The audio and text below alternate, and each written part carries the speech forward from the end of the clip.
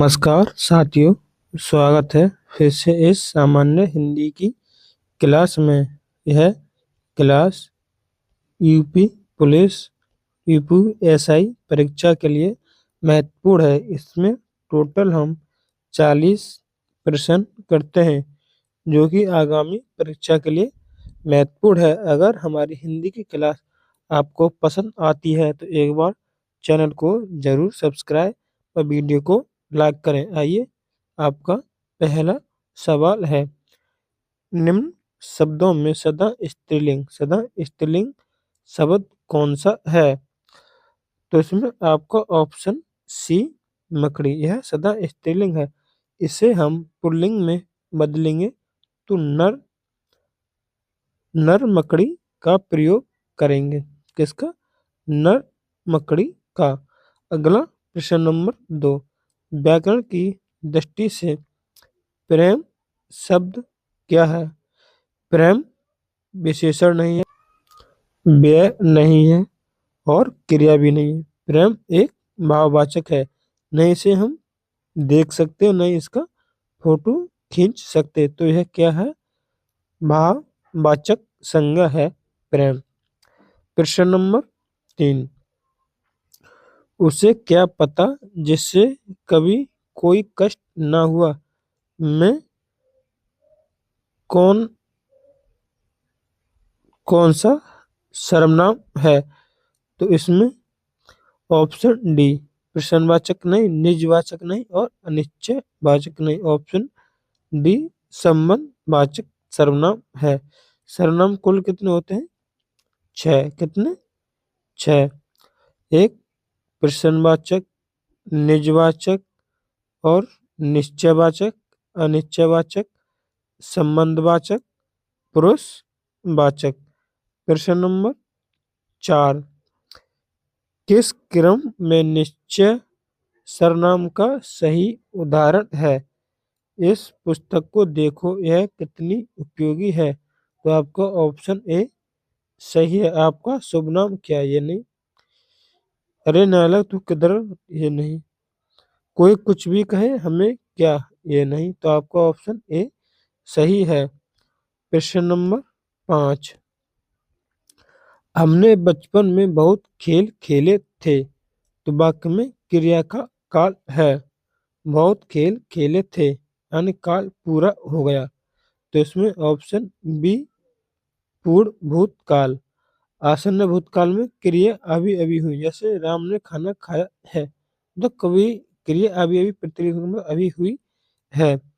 प्रश्न नंबर 6, निम्न में से तत्सम शब्द कौन सा है? तो आपको ऑप्शन बी अनुष्ठान तत्सम शब्द है। इसका तद्भव अनूठा शब्द है।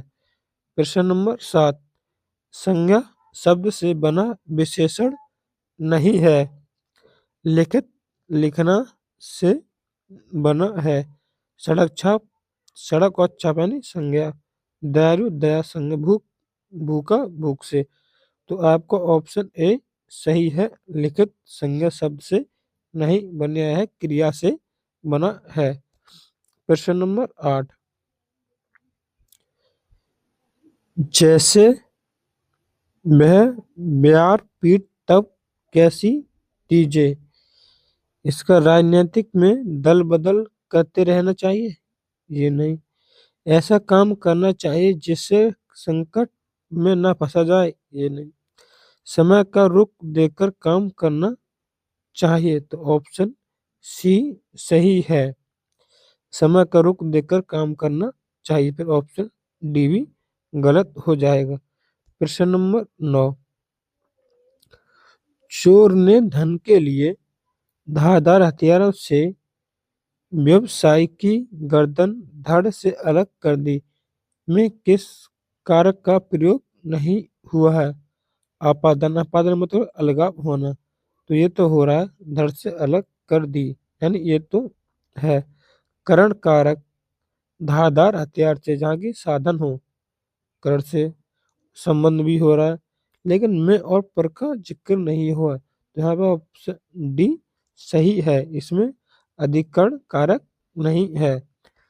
प्रश्न नंबर 10, वह कौन सा समास है जिसका उत्तर पद प्रधान होता है किंतु प्रथम पद द्वितीय पद की विशेषता बतलाता है? तो इसमें तो कर्मधारय समास होगा।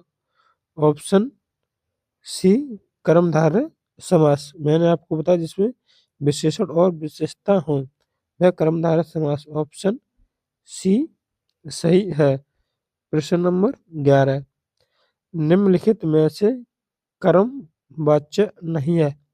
मैंने कल के प्रैक्टिस सेट में आपको जैसे कृत वाच्य, कृत वाच्य में सकर्मक और अकर्मक दोनों आते हैं और कर्म वाच्य में सकर्मक आता है और भाववाच्य में अकर्मक आता है।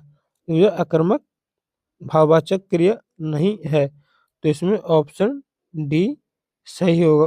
बाहर किसने आवाज दी? प्रश्न नंबर 12, प्रत्ययों के प्रयोग से रिक्त स्थान की पूर्ति के लिए उचित वाक्य छांटिए।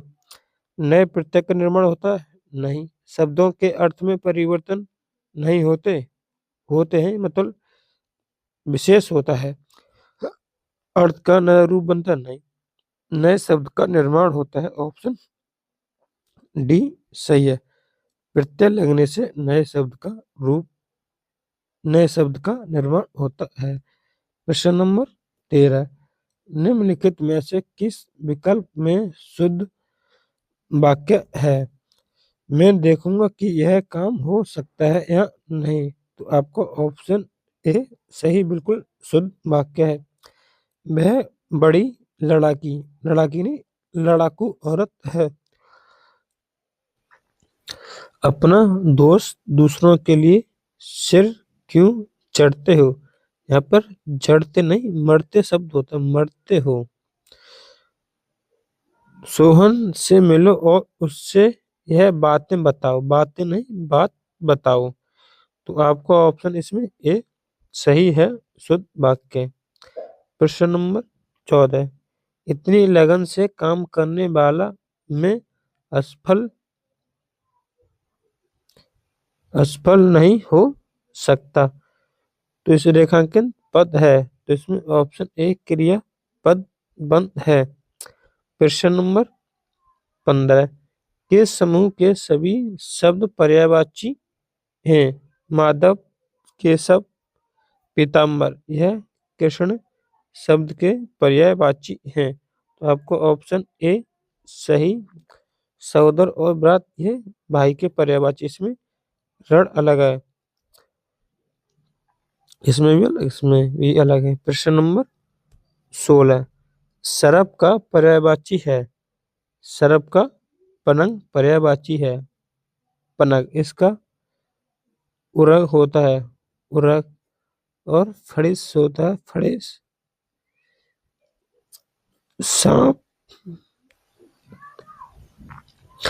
प्रश्न नंबर 17, निम्नलिखित में से विलोम शब्द सही है? इसमें ऑप्शन बी सही है। राग का अनुराग विलोम शब्द होता है। सारंग शब्द का अनेकार्थी शब्द रूप क्या है? सारंग।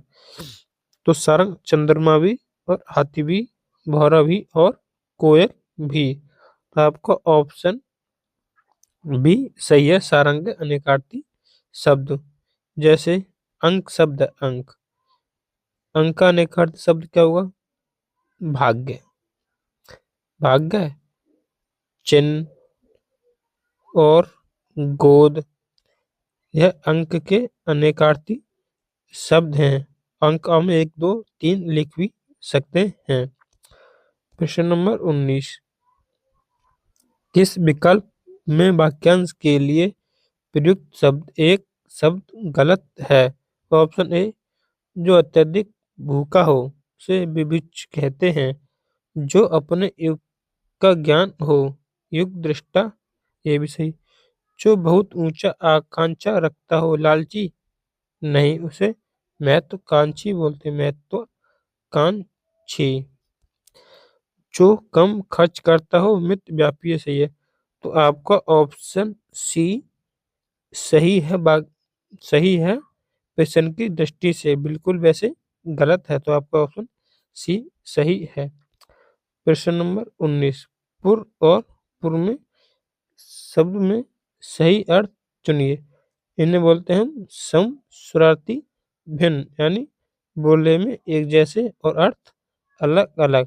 पुर जैसे कान पुर, जिसमें पुर शब्द आ रहा है, पुर तो पुर मतलब नगर, पहले नगर होगा, ये बाढ़ ऑप्शन बी तो होगा नहीं, लेकिन इस पुर शब्द का बाढ़ शब्द होता है, तो ऑप्शन ए सही है, नगर और बाढ़। निम्नलिखित में से किस विकल्प में सभी शब्द शुद्ध हैं? शुद्ध सादृत्व शुद्ध शब्द है। पौरुष, पौरुष, पौरुष छोटे ऊ की मात्रा, यानी ये भी गलत। प्रीति प्लस उति, ये भी। स्वामी भक्त, ये गलत है। स्वामी भक्त, इसमें छोटी की मात्रा लगती। प्रफुल्ल और ऑप्शन सी में दोनों एकदम बिल्कुल शुद्ध शब्द हैं। सुषमा और वृष्टि, वृष्टि बेवृष्टि, इसमें भी छोटी की मात्रा लगती। प्रश्न नंबर 22, निम्नलिखित में से कौन सा कथन गलत है? यानी री का उच्चारण स्थान मूर्धा से है, ये भी शुद्ध सही है। या और बा को अर्धस्वर भी कहते हैं, ये भी ऑप्शन सही है। स्वरों के उच्चारण में किसी अन्य स्वर की सहायता नहीं ली जाती, ये भी सही है। उच्चारण व्यंजन वर्णों के उच्चारण में उपयुक्त स्वरों के उच्चारण से दोगुना समय लगता नहीं, ये ऑप्शन डी गलत है, यानी हमारा प्रश्न के हिसाब से सही है। प्रश्न नंबर 23, जनु अशोक अंगार दीन मुद्रिका डारी तब मानो झूम रहे हैं तरु भी मंद पवन की झोंकों से, तो इसमें ऑप्शन बी उत्प्रेक्षा अलंकार है। प्रश्न नंबर 24, मेरी भव बाधा हरो राधा नागिर सोई उज्जा तन की छाए परे तो श्याम हरिद्र होई, तो इसमें भक्ति सीधी सीधी दिख रहा है, ऑप्शन डी भक्ति रस। प्रश्न नंबर 25, निम्नलिखित पंक्तियों में से किस छंद है? सूखी, एक दो, दो एक, दो दो एक एक, दो और दो, तो हम करेंगे 2 4 6 8 10 12 12 14 16, कितनी 16 माता, 16 पर चौपाई, तो ऑप्शन सी सही है, चौपाई। दोहा में 13 11, सोरठा में 11 13, रोला में 24 मात्राएं होती हैं। अब प्रश्न नंबर 26, ये तो ऑप्शन से सही होता है, ऑप्शन देख के इसको आप सही नहीं कर सकते, क्योंकि इसका अर्थ अलग अलग, यानी पहला और छठा सेम रहेगा और ये परिवर्तन होगा। स्वदेश प्रेम के प्रेम के भवीभूत होकर नागरिकों के के देश के देश के आह्वान पर सदा बड़ा से बड़ा त्याग किया है, तो इसमें ऑप्शन सी सही है, बा या और ला, यानी पहले पर बा, दूसरे पर या, तीसरे पर ला और चौथे पर सदा। अब प्रश्न नंबर 27, किस समूह में यड़ संधि का सहित शब्द है, मतलब जिसमें यड़ संधि नहीं है, यड़ संधि नहीं है, यानी यड़ संधि का उदाहरण, मतलब या, रा, ला और बै, ये आदि अक्षर होते हैं। अब हम देव सर, इसमें या शब्द है, आप एक शब्द ढूंढ लें और बाकी से आप प्रीति प्लस उपकार इसमें है। नदी प्लस उर्मी ये भी सही। अति प्लस अनति सुख प्लस उचित निम्न प्लस, तो इसमें ऑप्शन सी सटा आनंद, यह एक सटा आनंद सट प्लस आनंद शब्द से बना है, यानी इसमें कौन संधि है? व्यंजन संधि, व्यंजन संधि। तो इसमें आपका उदाहरण नहीं, आपका ऑप्शन सी सही है। इसमें यड़ संधि नहीं है, मतलब इसमें यड़ संधि नहीं है, इसमें भी यड़ संधि है, इसमें भी यड़ संधि है, मतलब ऑप्शन पटा आनंद से गलत हुआ है। अगला प्रश्न number 28, in order of merit का क्या अर्थ है? योग्यता क्रम से। आपका ऑप्शन ए सही है। अपरिहार का अंग्रेजी पर्याय क्या है? Option A necessity. प्रश्न नंबर 30, हित तरंगड़ी किसकी रचना है? तो ऑप्शन सी कृपा राम की। अगर यहाँ पे होता हिम तरंगड़ी तो माखनलाल चतुर्वेदी की, हमें हित तरंगड़ी तो कृपा राम की। निम्नलिखित में सबसे पहले अपनी आत्मकथा हिंदी में किसने लिखी? तो आपको ऑप्शन डी राजेंद्र प्रसाद ने। प्रश्न नंबर 32, आगम की नाग, मराल, गंधमादन और कामधेनु शीर्षक निबंध संग्रह के निबंधकार कौन है? तो इसमें आपका सही जवाब ऑप्शन डी कुबेरनाथ राय ठंडा लोहा के साहित्यकार की कृति है।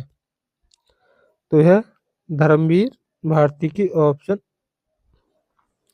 हरिवंश राय क्या याद करूं क्या भूलूं, नीड़ का निर्माण, फिर जयशंकर की, कमायनी, आंसू, ध्रुव सामनी, स्कंदगुप्त इनकी भी, सर्वेश दयाल सक्सेना इनकी, खूंटी पर टंगे लोग।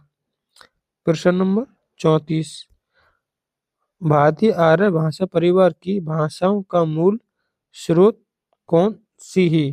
तो आपको ऑप्शन ए वैदिक संस्कृति, पहले वैदिक संस्कृत, उसके बाद लौकिक संस्कृत, लौकिक संस्कृत बाद पाली, पाली के बाद प्राकृतिक, प्राकृतिक के बाद अपभ्रंश, अपभ्रंश के अपभट्ट, फिर उसके बाद हिंदी प्रचलित हुई। प्रश्न नंबर 35, हिंदी को भारतीय संविधान में संघीय राजभाषा के रूप में कब मान्यता मिली? ऑप्शन ए 14 सितंबर 1949 को। या गद्यांश, गद्यांश को पढ़कर नीचे दिए गए प्रश्नों का जवाब दें। हम ये गद्यांश का डिस्प्ले दिखेंगे, मैं आपको डायरेक्ट प्रश्नों का उत्तर बता दूंगा और आप पीडीएफ से लगा लेना। मनुष्य अधर्म के कारण होने वाले अनर्थ को कैसे समझने लगा है? ऑप्शन डी अपनी सद्बुद्धि से। प्रश्न नंबर 27, विज्ञान की प्रगति और संचार के साधनों की वृद्धि का परिणाम क्या हुआ है? तो आपका ऑप्शन भिन्नता बढ़ी, ये भी नहीं, इसमें देशों की कमियां दूर हुई, ऑप्शन सी सही है। प्रश्न नंबर 38, निम्न में से हिंदी की वह चर्चित रचना कौन सी है जिस पर लोकप्रिय टीवी सीरियल बना था? तो ऑप्शन बी चांद्र कांता। निम्नलिखित में से 84 सिद्धों के प्रथम सिद्ध कौन थे? Option C सरपा। सिद्ध अपने नाम के पीछे पा लगाते थे, मैंने आपको प्रश्न बताया, जैसे सरपा थे, लुईपा, डोमीपा, सबर पा। तो इनकी एक रचना थी हिंदी कोश नाम से। प्रश्न नंबर 40, रश्मि रथी, रश्मि रथी इनमें से किसके जीवन पर केंद्रित थी? तो ऑप्शन सी कर्ण के केंद्र पर थी, जो कि दिनकर जी ने लिखी थी। आपको हमारी यह हिंदी की क्लास पसंद आई हो तो हमारे चैनल को एक बार जरूर सब्सक्राइब करें। जय हिंद, वंदे मातरम।